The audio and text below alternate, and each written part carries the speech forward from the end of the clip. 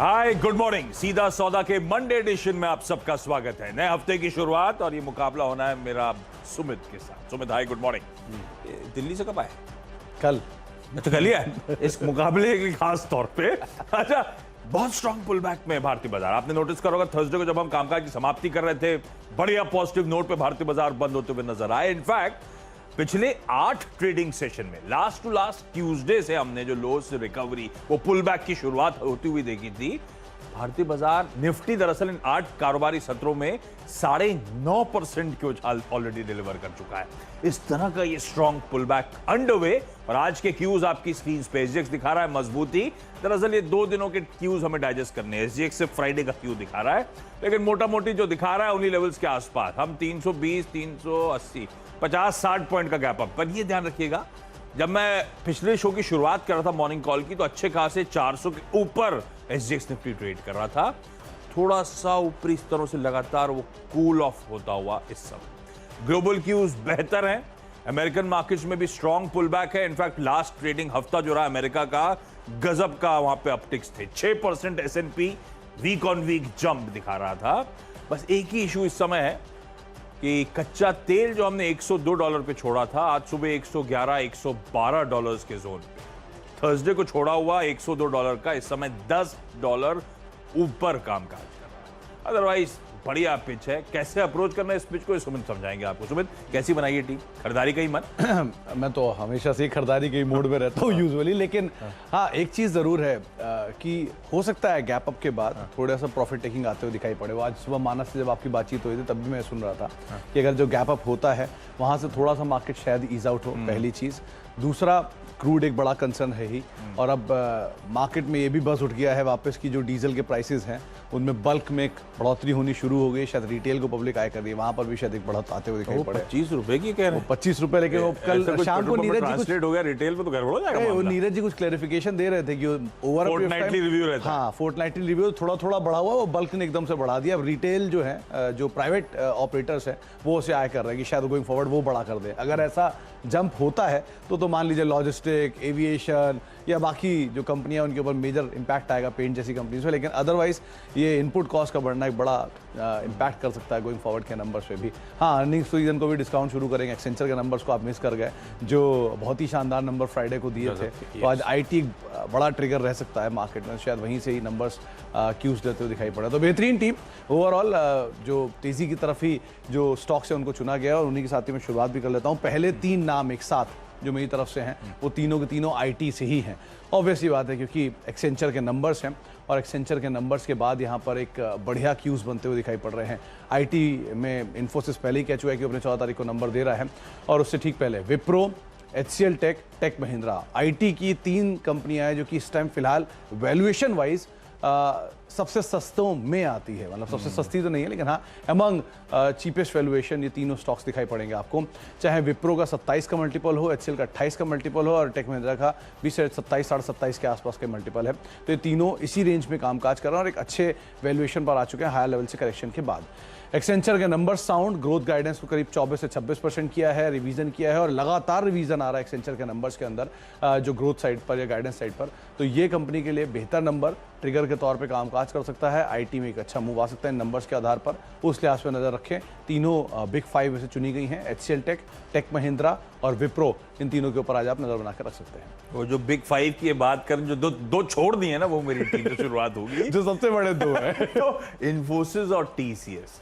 दरअसल एक्सेंचर क्या है, बिल्कुल जैसे हमारी भारतीय कंपनियां हैं वैसे ही यूएस में लिस्टेड, वैसे ही आउटसोर्सिंग के मॉडल वाली कंपनी है, जो कि ये सारी सेवाएं प्रोवाइड करने का काम करती है जो हमारी आईटी मेजर्स करते हैं। तो बहुत हद तक प्रॉक्सी है बिजनेसेस। और एक्सेंचर के नंबर्स दरअसल पहले ही क्यों दे देते हैं आपको कि क्वार्टर इंडियन आईटी जो रिपोर्ट करेगी कैसा परफॉर्मेंस हो सकता है। इसीलिए एक्सेंचर के नंबर्स हम लोग बहुत क्लोजली ट्रैक करते हैं। और एक्सेंचर ने थर्सडे को बाजार बंद होने के बाद हमारे समय अनुसार यूएस में नंबर्स डिक्लेयर करे। उस दिन रात में उसके नंबर्स आए, और वाकई बहुत, दोनों इन्फोसिस टीसीएस स्क्रीन पे दिखाते रहिए। सॉरी, आप दिखाई रहे हैं डॉक्टर साहब ऑलरेडी। एक बहुत स्ट्रॉन्ग क्वार्टर आया है। एक तो सबसे पहला क्यों मेरे लिए कि डिमांड एनवायरनमेंट बहुत स्ट्रॉन्ग। यूएस डॉलर में रेवेन्यू 24.5% साल दर साल एक्सेंचर के बढ़े, जो स्ट्रीट एक्सपेक्ट कर रहा था उससे मोटा मोटी 250 बेसिस पॉइंट्स का बीट, 2.5% स्ट्रीट एक्सपेक्टेशन से ज्यादा। दूसरी इंटरेस्टिंग बात, किस तरह का डिमांड एनवायरनमेंट पैन आउट हो रहा है। रिकॉर्ड न्यू बुकिंग्स आई एक्सेंचर के नंबर्स में, $19.6 बिलियन, 22% साल दर साल का उछाल। और तीसरा, क्योंकि मोमेंटम स्ट्रांग है, एक्सेंचर ने एक बार फिर से इस पूरे साल FY22 की अपनी गाइडेंस को अपवर्ड रिवाइज कर दिया है। साल जब शुरू करा था एक्सेंचर ने, जब पिछले साल Q4 के नंबर्स दिए थे, इस साल के आउटलुक के लिए उसने कहा था 12 से 15% ग्रो करूंगा। उसके बाद जब Q1 के नंबर्स आए तो उस 12 से 15% को बढ़ाकर कर दिया 19 से 22%। और अब जब ये थर्सडे को नंबर्स आए, 19 से 22% की ग्रोथ बढ़ाकर 24 से 26%। कहां 12 से 15 और कहां 24 से 26। इस तरह से तस्वीर बदल रही, इस तरह का स्ट्रॉन्ग मोमेंटम है। नॉट नेसेसरली ये बाकी आईटी कंपनीज वैसे ही स्ट्रॉन्ग ग्रोथ एमुलेट कर पाए, वो इनके नंबर्स बताएंगे, पर होप जागेंगी स्ट्रीट की। और इन्फोसिस पर एक बात ध्यान रखिएगा, इंट्राडे चार्ट दिखाइएगा। थर्सडे को बंद होते होते इन्फोसिस का स्टॉक एकदम से कोलैप्स होना शुरू हो गया था। उसके पीछे का रीजन अभी तक नहीं पता मुझे, हो सकता है रुपया जो स्ट्रेंथ दिखा रहा था, पर सिर्फ सबसे इकलौता सिंगल आउट इन्फोसिस हुआ, तो एक दिक्कत की बात वो थी।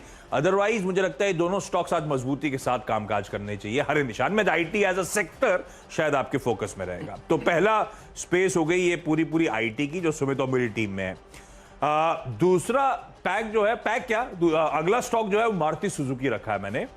फ्राइडे को ऑटो में, थर्सडे को माफ कीजिएगा, फ्राइडे तो छुट्टी थी, थर्सडे को ऑटो में बहुत स्ट्रॉन्ग अपटिक्स आए थे। खैर आईटी को छोड़ के सारी सेक्टरल पॉकेट्स थर्सडे को अच्छा कर रही थी। मारुति सुजुकी इसलिए मेंशन कर रहा हूं, मुझे याद पड़ता है कुछ महीनों पहले इसके मैनेजमेंट से मैं बातचीत कर रहा था चैनल पे। तब मैनेजमेंट से जब मैंने ईवी स्पेस के लिए पूछा था, तब उन्होंने नकार दिया था उस स्पेस को कि नहीं, कंबशन आइस इंजन जो हैं अभी भी जलवे रहेंगे उसके, it's too early to take that bet sector. तो बाजार, इनफैक्ट हमारे न्यूज रूम पे बहुत चर्चा हुई थी कि मारुति के मैनेजमेंट ने किस तरह से वो नकार दिया, जो आजकल ट्रेंडिंग है ईवी, सब उसकी चर्चा करते हैं और सब जानते हैं नया ग्रोथ ड्राइवर, नया ग्रोथ इंजन ऑटोज के लिए ईवीज होगा। अब देखिए इसकी पेरेंट कंपनी सुजुकी मोटर्स की तरफ से जो अनाउंसमेंट आया है, ये news agencies based, Suzuki Motors कह रही है कि वो $1.3 बिलियन, यानी कि ऑलमोस्ट 10,000 करोड़ रुपए इंडियन प्लांट में, जो कि गुजरात में इन्होंने खड़ा कर रहा था, इलेक्ट्रिक व्हीकल के प्रोडक्शन को थ्रस्ट देने के लिए कर रहे हैं। वहां पे इलेक्ट्रिक ईवीज का प्रोडक्शन की शुरुआत हो रही है। रखिएगा मारुति को रडार पे। ये ऑटो एज अ स्पेस धीरे धीरे बहुत अच्छा मोमेंटम दिखा रहा है। ऐसे ही एक और स्टॉक जोड़ देता हूं, चौथा, वो है अतुल लिमिटेड का है। टिकट साइज बड़ा, तो पता नहीं किस हद तक ट्रेडिंग के लिहाज से इस्तेमाल किया जा सकता है, लेकिन अगर आप हायर टिकट साइज काउंटर्स को एग्रेसिवली ट्रेड करते हैं तब, अदरवाइज ग्रीन में है, स्क्रीन पर ऐड जरूर करिएगा। ये स्टॉक अच्छा मोमेंटम आने वाले दिनों में दिखा सकता है, क्योंकि कमिंग फ्राइडे, इसी हफ्ते के आखिरी ट्रेडिंग सेशन, मार्च 25 तारीख को बोर्ड मीट है। इस कंपनी का बोर्ड बायबैक पे विचार करता हुआ नजर आएगा। हालांकि ऐसा नहीं है कि ये बहुत ऑफ हाइज ट्रेड कर रहा है। मेरे ख्याल से अतुल लिमिटेड का साल का हाई ऑलमोस्ट 11,000 के आसपास का है, तो बहुत मीनिंगफुली ऑफ हाइज नहीं है, पर मुझे लगता है ये वापस 5 डिजिट पे जाने की तैयारी करनी चाहिए उस बोर्ड मीट से पहले, इसीलिए इन ग्रीन रखा है इसको। शानदार तेजी वैसे भी ये स्टॉक दिखा चुका है केमिकल जाइंट, और अब करीब 9700 के स्तरों पर है। बायबैक 25 मार्च को इस कंपनी का होगा। बहरहाल जो मेरी तरफ से अगले दो नाम हैं, उसमें दोनों के दोनों मैंने OMC स्पेस से चुने हैं। एक बड़ा ट्रिगर जो ओवर वीकेंड ये अपडेट्स आए थे कि जो OMCs हैं उन्होंने बल्क साइड पे जो पेट्रोल के प्राइसेस हैं उसमें 25 रुपये के आसपास की बढ़ोतरी की गई है, 25 रुपये प्रति लीटर के आसपास की। हालांकि इसके ऊपर फर्दर सफाई अभी बाकी है, क्योंकि पहले 5 रुपये प्रति लीटर के आसपास की बढ़ोतरी की गई है, फिर ओवरनाइट 5-5 रुपये की बढ़ोतरी हो रही है। तो PSUs में ऐसा प्राइस हाइक हो चुका है, लेकिन प्राइवेट ऑपरेटर्स ने नहीं किया। तो ऐसे बहुत सारे इफ्स एंड बट्स हैं, लेकिन अगर बल्क यूज़र की तरफ से डीजल के प्राइसेस बढ़े हैं तो ये एक बड़ा ट्रिगर बनेगा OMCs के लिए, क्योंकि उनके रियलाइजेशन फ्रंट पर जो इंप्रूवमेंट है वो शायद आता दिखाई पड़े, या फिर जो भी कंसर्न उनको इनपुट कॉस्ट में था उसे फर्दर पास ऑन करने के लिए अब एटलीस्ट सिचुएशन ईज आउट होते हुए दिख रही है। तो ये एक बड़ा ट्रिगर बनेगा, और क्योंकि क्रूड के दाम भी बढ़ रहे हैं तो ये आगे की पॉसिबिलिटीज़ भी दिखा सकता है कि अगर यहाँ से दाम बढ़ने शुरू हुए तो ये नॉर्थवर्ड ट्रेजेक्ट्री और मेंटेन हो सकती है। तो OMCs पे आप नजर रखें। इसमें BPCL और IOC जो दो मेजर मार्केट शेयर ओनर हैं उनको चुना है, BPCL और IOC का। आप उस लिहाज से इन पर नजर रख सकते हैं। तो पहले 3 नाम जो थे वो IT से, और बाकी जो 2 नाम हैं वो OMCs की तरफ से BPCL और IOC को चुना जा चुका है। BPCL एक अच्छा डिविडेंड प्ले भी है, तो ईल्ड के हिसाब से भी अगर कुछ स्टॉक्स को आप ढूंढ रहे हैं तो वो भी एक नाम हो सकता है, तो उस लिहाज से भी आप यहाँ पर नजर बनाकर रख सकते हैं। ये इंटरेस्टिंग है। ऑयल मार्केटिंग कंपनी जड़ा पे रहेंगी। 6 हो गए क्या आपके? 5 हो गए। तो अच्छा, मैं 6 पूरे कर देता हूँ, फिर सुमित के पास जाएंगे। जुबिलेंट फार्मोवा बेटा हुआ स्टॉक। अगले दोनों स्टॉक्स हुए हैं जो बीटन डाउन स्टॉक्स हैं। 925 का हाल का हाई वाला स्टॉक 400 ऑड लेवल्स पर, सिर्फ इसीलिए कि इसकी एक सब्सिडरी की आर्म को abbreviated new drug application ANDA final approval मिला है। वो दवा जिसका इस्तेमाल एंग्जाइटी, डिप्रेशन वगैरह के करा जाता है। तो अच्छी खबर पिटे हुए स्टॉक पे। ऐसे ही स्पंदना स्फूर्ति, ये स्टॉक भी आपको याद होगा क्या पिटा है। 820 के हाईज वाला अपने ईयर लोज के आसपास खड़ा है 375 के ऑड लेवल्स पर। ये दोनों बीटन डाउन है, दोनों में खबर है और आज मूड सेंटीमेंट बेहतर नजर आ रहे हैं जो एजेक्स निफ्टी या ग्लोबल इक्विटीज दिखा रहे हैं। तो इसलिए बीटन डाउन स्टॉक्स। अब स्पंदना स्फूर्ति में क्या हुआ है, वो मैनेजमेंट में बदलाव, वो टसल है ना, वो मैनेजमेंट में बदलाव जो है वो ओवर द वीकेंड अनाउंस हुआ, जिसमें नए MD और CEO साहब और नए CFO साहब का अपॉइंटमेंट, धीरे धीरे चीजें पटरी पर लाने की कोशिश। कुछ दिन पहले वो फंड रेजिंग का अप्रूवल आया था। तो ये सब खबरें हैं। इस बीच में शायद ये स्टॉक थोड़ा बहुत ग्रीन पैच को हिट करता हुआ नजर आए। इस होप में ग्रीन पे रखा है। इनफैक्ट ये जुबिलेंट ग्रुप के तो तमाम स्टॉक्स के साथ बहुत बुरा हुआ है। मतलब जुबिलेंट फूड, जुबिलेंट इनग्रेविया, जुबिलेंट फार्मोवा, तीनों के तीनों शेयर अपने ईयर लोज के करीब ही पहुंच गए थे, जिस तरह की बिकवालियां देखने को मिली है। और अब ये न्यूज़ फ्लो एक पॉजिटिव एक समय जो बिल्कुल है सही आया, क्योंकि बॉटम के आसपास खबर आई है तो शायद अच्छे ट्रिगर के तौर पे कामकाज भी कर सकती है। खैर, मेरी तरफ से छठा स्टॉक है वो है इंडस टावर का। एक तरफ जो OMCs को मैंने तेज़ी की तरफ चुना है डीजल के प्राइसेस को लेकर, दूसरी तरफ इंडस टावर को चुना है कि यहाँ पे शायद आज लाल निशान में कामकाज होता हुआ दिखाई पड़े। उसकी वजह यह है क्योंकि जो इनपुट कॉस्ट है, डीजल के प्राइसेस अगर बल्क यूजर्स के लिए बढ़ते हैं तो इस कंपनी के लिए एक मेजर इनपुट कॉस्ट के तौर पे कामकाज करती है। 38% के आसपास जो इनकी इनपुट कॉस्ट का एक इम्पैक्ट है वो डीजल की वजह से होता हुआ दिखाई पड़ता है। तो डीजल के प्राइसेस बढ़ना इनके मार्जिन से कुछ हद तक हिट कर सकता है। F&O का स्टॉक है तो हो सकता है यहाँ पर एक प्रेशर आता हुआ दिखाई पड़े। और over a period of time, क्योंकि टेनेंसी का इशू और बाकी इशूज तो इनके साथ चल ही रहे हैं, लेकिन अगर ये और इनपुट कॉस्ट को एस्केलेट कर देता है, नंबर्स के ऊपर प्रेशर आ सकता है। तो इस लिहाज से आप इंडस टावर के ऊपर नजर बनाकर रख सकते हैं। वो लगातार बना हुआ जो कभी भी ब्लॉक आ सकता है स्टेक से, वो हमेशा दिक्कत बनी हुई है। खैर, इन सब न्यूज़ फ्लो के बीच में शायद थोड़ा प्रेशर यहाँ बनता हुआ दिखाई पड़े। अच्छा, 6 हो गए स्टॉक, 6 हो गए। क्विकली छोटा सा ब्रेक के उस पर हम दोनों की टीम्स के अगले 4 स्टॉक्स के बाद। आप देख रहे हैं सीधा सौदा और अब तक आशीष और मैंने करीब 6 स्टॉक्स आपको बताए हैं और ज़्यादातर सभी स्टॉक्स वो हैं जो कि हर निशान में ट्रेड कर सकते हैं सिवाय इंडस टावर के। अच्छा, इसके अलावा जो मेरी तरफ से 4 शेयर हैं उसमें अगला नाम है जॉनसन हिताची कंट्रोल्स का। यूजुअली कम चर्चा में रहता है स्टॉक, लेकिन इसको चुनने की 2 बड़ी वजह है। एक तो over a week period of time, ये रिसेंट वीकेंड में जो जापान की तरफ से इन्वेस्टमेंट्स की बातचीत हो रही है, करीब 5 ट्रिलियन येन की, रफली 3.5 लाख करोड़ रुपए के आसपास के एक इन्वेस्टमेंट की बातचीत है 5 साल के लिए। ये इंफ्रास्ट्रक्चर स्पेस में इन्वेस्टमेंट हो सकते हैं, अलग अलग चीज़ों में इन्वेस्टमेंट हो सकते हैं। तो जितनी भी जापानीज़ कंपनीज इंडिया में लिस्टेड हैं उनके ऊपर आप नज़र रखें, पहली चीज़। और दूसरा, इसको चुनने की वजह कि वो समर सीजन भी है, जिसको ट्रिगर हमने पिछले हफ्ते में चुना था, जिसके आधार पे वोल्टास, वर्लपूल या सिम्फनी ऐसे स्टॉक्स के अंदर मूव आया था। तो यहाँ पर आप इस लिहाज से भी नजर रख सकते हैं। हायर लेवल से ऑलरेडी बीटन डाउन है, करीब 2400 रुपये के आसपास के हाईज है और वहाँ से 1800 रुपये की रेंज में कामकाज कर रहा है। तो शायद एक पुल बैक यहाँ आता हुआ दिखाई पड़े, इस लिहाज से आप नजर रखेंगे। अच्छा, इसके अलावा एक बारी वेंकटेश्वरा हैचरीज, वेंकीज़ को भी आप ध्यान में रखेंगे। मोमेंटम बेस्ड स्टॉक है, इस लिहाज से आप इसको खाली देखिए। जहाँ पर जो प्राइसेस हैं चिकन के वो बढ़ाए गए हैं तेलंगाना में, और पिछले 1 महीने में वो दाम जो है करीब 280 रुपये पहुँच गए हैं, 180 रुपये से बढ़कर। उसकी वजह है जो इनपुट कॉस्ट है वो काफ़ी बड़ी है, फीड के दाम बढ़े हैं, जिसकी वजह से कॉर्न बेसिकली इनका एक मेजर फीड होता है, इसके दाम बढ़ना वो ये कंपनी के लिए इनपुट कॉस्ट पे प्रेशर डाल रहा था, उसको इन्होंने फर्दर पास ऑन किया। तो ये जो दाम बढ़ रहे हैं over a period of time, वो एक इम्पैक्ट कंपनी पे शायद देखने को मिले। प्राइसेस बढ़ना ये कंपनी के मार्जिन को ईज आउट करेगा।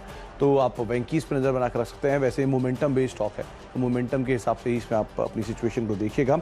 अच्छा, एक बारी फार्मास्यूटिकल स्पेस में 4 नाम वैसे तो आज फोकस में रहेंगे, जिसमें SMS फार्मा, ग्रेन्यूल्स, औरो, टोरेंट, ये सब फोकस पर रहेंगे। लेकिन मैंने इनमें से SMS फार्मा को चुना है।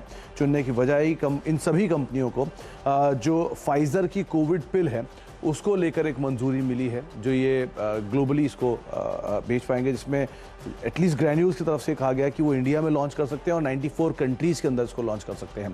तो आप इस लिहाज से चारों कंपनियों में नज़र रखें। SMS फार्मा 800 करोड़ रुपए की कंपनी है। इस तरह का अगर कोई भी बड़ा ऑर्डर मिलता है ग्लोबल लेवल पर तो इस कंपनी के ऊपर शायद रिएक्शन ज़्यादा बेटर साइड पर देखने को मिले, इस लिहाज से इसको चुना गया है। लेकिन ग्रैन्यूल्स, टोरेंट, औरोबिंदो फार्मा ऐसी कंपनियों को भी ये ऑर्डर मिला है, तो उस लिहाज से भी आप नज़र रखें।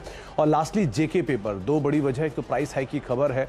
रिसेंटली एक बढ़िया रिपोर्ट आई थी सेंट्रम की तरफ से, उसका भी एक इम्पैक्ट देखने को मिला था कि जो कैटेगरी BC के पेपर हैं उनके प्राइसेस 40 साल में पहली बार ऐसा हुआ है कि कैटेगरी A के पेपर से ऊपर पहुंचे हैं।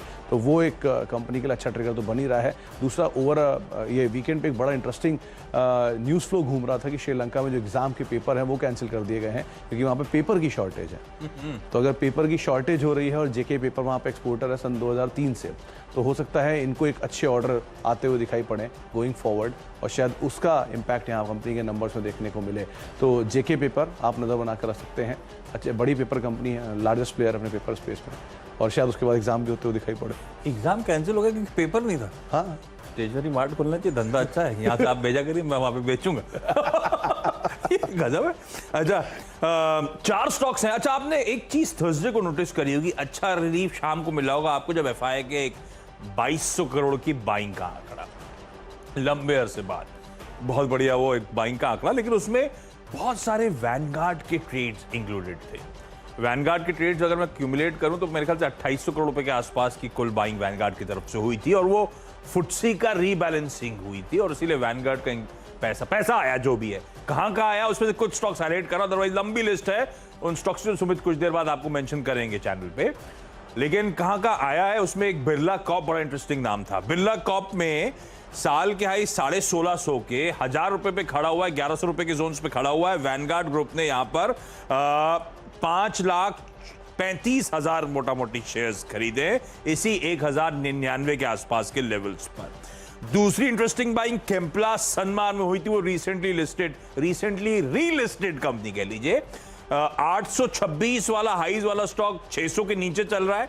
वैनगार्ड ने यहां पर 16,61,000 शेयर्स 591 पे खरीदे हैं, 591 पे, और ये स्टॉक अच्छा खासा नीचे चल रहा है। CAMS computer age management services, यहां पे वैनगार्ड ये 4060 4070 साल के हाइस छुआ हुआ स्टॉक 2360 के जोन्स पे ट्रेड कर रहा है।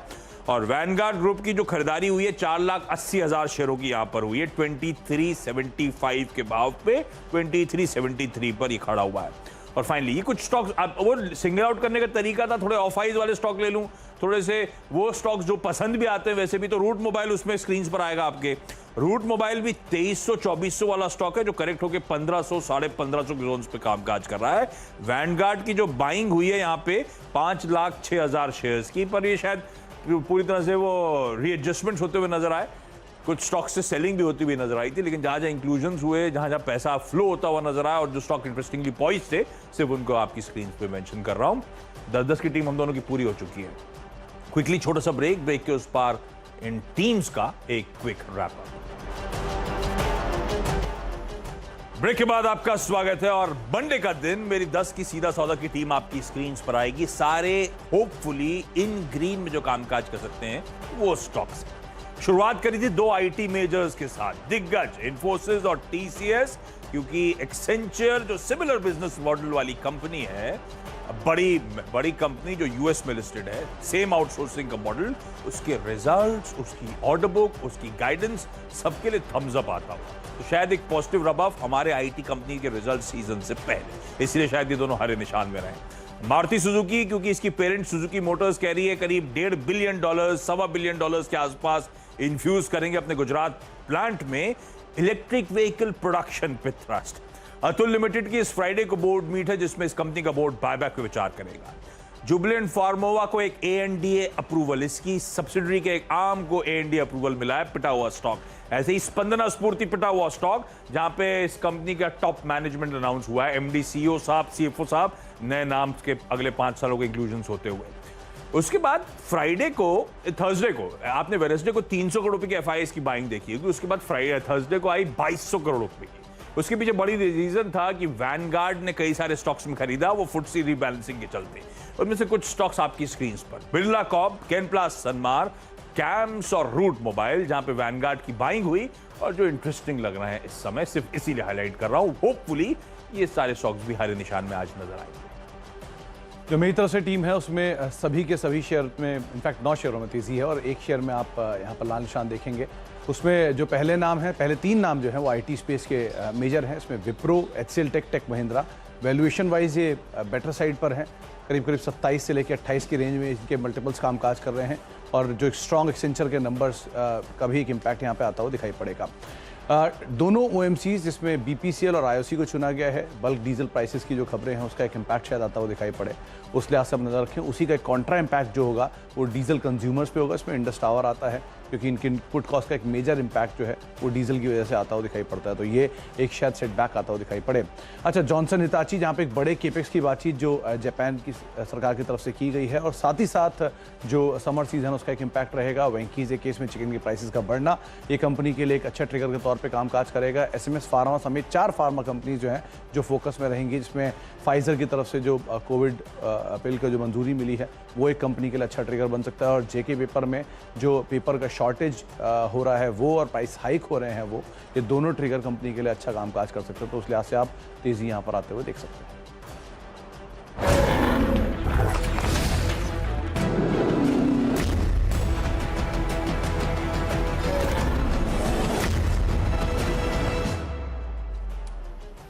तो अब सीधा सौदा को तो नहीं समेटेंगे, लेकिन हफ्ते के पहले कारोबारी सत्र में बातचीत करने के लिए मेरे साथ आशीष तो हैं ही और साथ ही साथ वीरेंद्र भी दिल्ली से मौजूद हैं मुनाफे की तैयारी लेकर। तो वीरू, ओवरनाइट क्यूज तो काफ़ी साउंड है, 150 अंकों के आसपास की बढ़त है एसजेएक्स निफ्टी में। उम्मीद लगा रहे हैं कि बढ़िया गैप अप शुरुआत होते हुए दिखाई पड़ेगी, जो तेजी का ट्रेंड वो कंटिन्यू करेगा। जहाँ इसे ओवरनाइट नहीं, इसे कहते हैं ओवर एक्सटेंडेड वीकेंड। और आप यकीन मानिए यूएस मार्केट ने 3 दिन में जो तेजी दिखाई वो गजब की रही। और वाकई आशीष, मैं ये कहूँगा कि 2 साल के अंतराल के बाद शायद मेरी, आपकी, सुमित की, सभी दर्शकों की और सबकी होली बहुत शानदार रही होगी। सुमित, आशीष, बहुत बढ़िया रही। एक्चुअली 2 साल से कुछ नहीं हुआ था वीरू, इस बार सारा कुछ हमने वो रिकूप करने की कोशिश करी। सोसाइटी में नीचे हलचल, वो रेन डांस, सारा मूड माहौल लौटता हुआ नजर आया।